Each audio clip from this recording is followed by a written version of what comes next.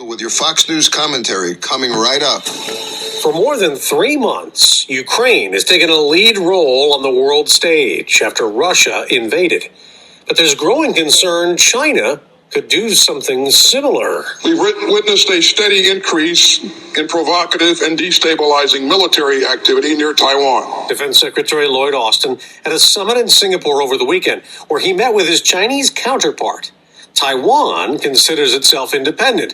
China sees the island as part of its country and warns it would go to war to keep it. China is our greatest challenge. In many ways, the most profound test that CIA has ever faced. That's CIA Director William Burns, who told a Georgia Institute of Technology forum in April, "It seeks to overtake us in literally every domain, from economic strength to military power and from space to cyberspace." Congressman Mike Turner agrees China is a big threat. China has declared itself to be both an adversary of the United States and our allies. From Ohio, Turner is the lead Republican on the House Permanent Select Committee on Intelligence. They have specifically declared their intention to, even as they just met with Secretary Austin in the past several days, to be aggressive, to threaten war. And, they've threatened Australia, they've threatened the United States. And certainly, now with their declarations of that the Taiwan Straits, which are international waters, might not by them can be considered international waters, and their statements of willing to go to war over Taiwan, it certainly shows that things are heating up, and that their aggressive posture is a threat to the United States and our allies. When President Biden was in Asia, he was asked what would happen if China invaded Taiwan. Would the U.S. get involved militarily? He said yes. That created a big stir. Then the White House said no, policy hasn't changed toward Taiwan. What did you think of all that? Well, I think it's very consistent with this president, and that he frequently, in the same comments or remarks, he'll conflict himself, and then he'll say things that his staff needs to clean up, which really gives us, great concern as to who's in charge and what's happening at the White House. And, with his background and experience, having been vice president, his service in the Senate and the Foreign Affairs Committee, he certainly understands these issues, has experienced these issues, but he certainly is struggling these days to articulate any understandable U.S. policy. President Trump made it a very big deal during his time in office, the trade battle with China, the tariffs he imposed. They have not really been lifted by the Biden administration, though last week the Treasury Secretary said that they were considering changing some of those because they thought they were punitive on American companies and American consumers. Where are we on the trade battle with China? And this is one of those instances where, obviously, the Biden administration doesn't really understand what tariffs are for. Tariffs are to protect American industry.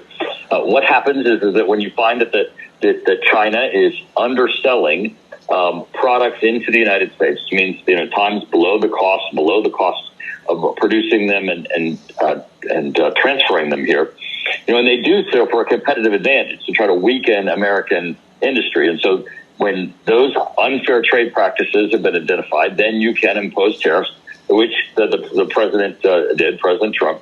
Repealing those won't roll those prices all the way back to the pre-tariff levels. Actually, those companies then, the Chinese have the ability to raise their prices because the tariff is removed, and then they're still under the cost that would be competitive for American businesses and American jobs. So it devastates American industries. It doesn't help anybody. Later this month, President Biden will go back to Europe for G7 and NATO summits, with a lot of the focus on helping Ukraine fend off Russia's invasion.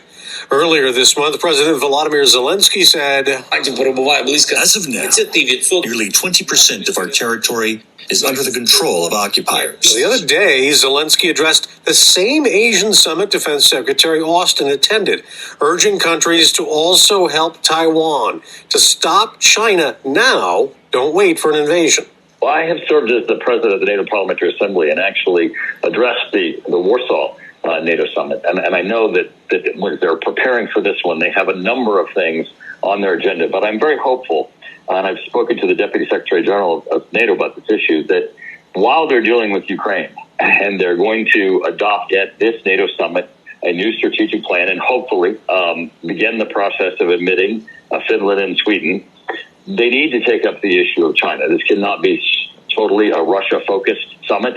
It certainly has to be a strong statement with respect to Russia and a strong position of all of the NATO allies. They've done excellent in the post Biden delay in getting weapons in, rising to the challenge together with all the allies sending weapons in to allow them to defend themselves.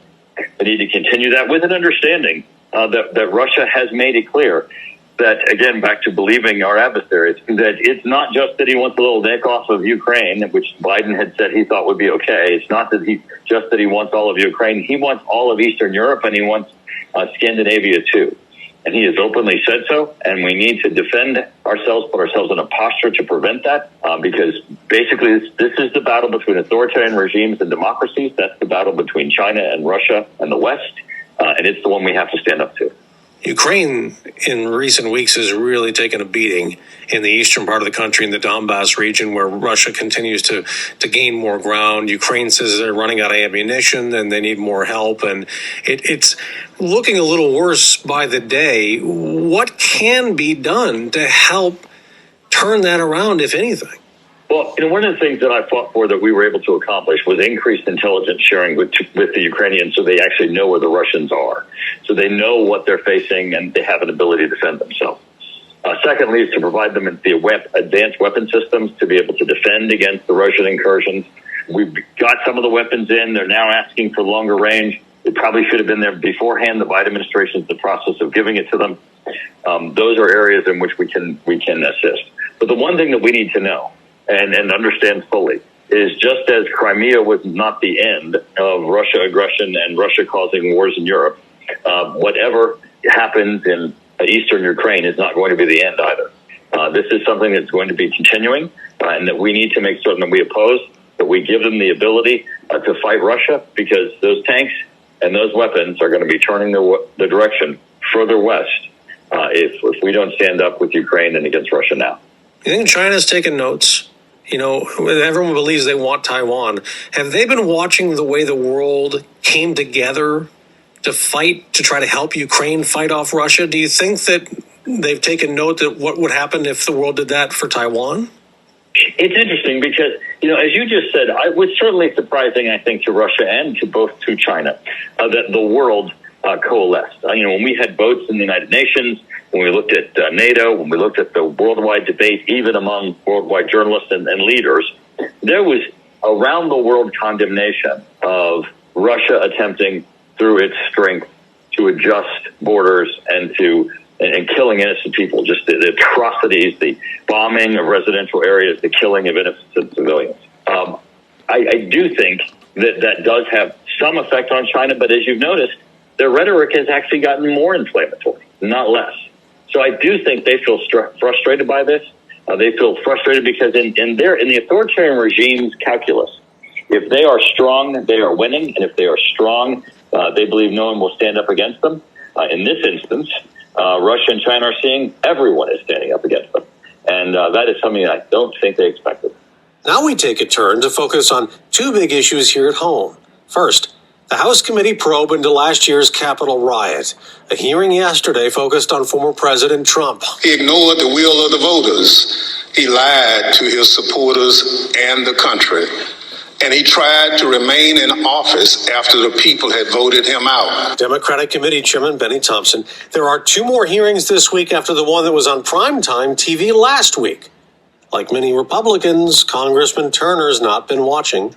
I have not, but if you notice, if you just look at the rhetoric that's coming out of it, they started off saying that the president tried to overthrow the country. Then they went to the president planned an insurgency. Then they went to the president incited them. Now they're to he didn't stop them.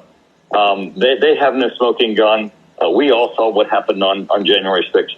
And unfortunately, this is just their effort to continue. Adam Schiff playing the let's beat the drum against Donald Trump.